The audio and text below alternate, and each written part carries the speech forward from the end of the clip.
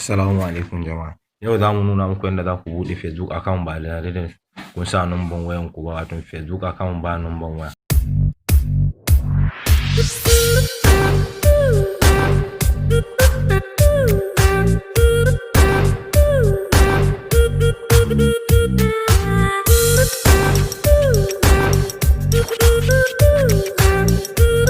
Farko dai abin da za ka yi da zaran ka zo Facebook ɗin, za ka cika form ɗin da kuke gani kamar haka da sunayenka.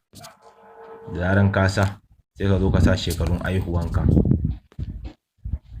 Gashi nan kamar yadda kuke gani, gashi nan ya baku ka sa number waya. To idan kai baka son kuma ka buɗe da number waya, sai ka yi using da sign up using email address kamar yadda kuke gani gashi nan dai a ƙasa. To anan ne za ka sa email address naka. Da zaran ka sa email address naka, to shikenan za ka samu damar buɗe Facebook account ɗin. Kamar yadda kuke gani, bari mu sa namu email address ɗin ku gani.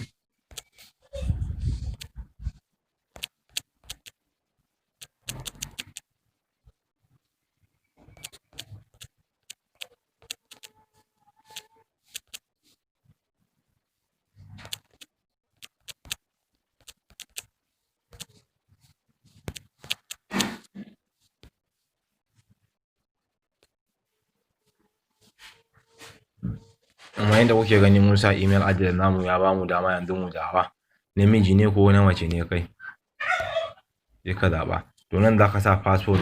To da zaran ka sa password naka, ka danna next, zai kawo kana inda za ka cika. Gashi nan kamar yadda kuke kallo dai, mun buɗe sabon account na Facebook ba tare da mun sa number wayan mu ba, wato mun buɗe Facebook account babu number waya.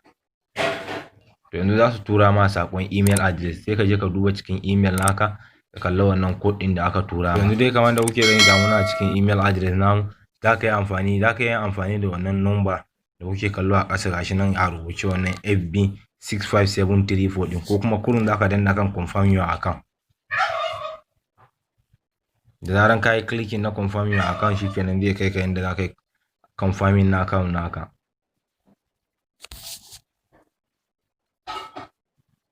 Gashi nan kamar yadda kuke gani dai, an nuna mana account namu na Facebook ya buɗu.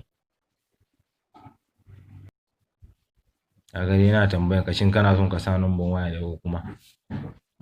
To gashi nan dai kamar yadda kuke gani jama'a, yana tambayan ka, Facebook ɗin suna tambayan ka, za ka sa hoto ne ko za ka bar profile naka haka, wato profile picture kenan. To wannan dai shine yadda ake buɗe account ba tare da number waya ba.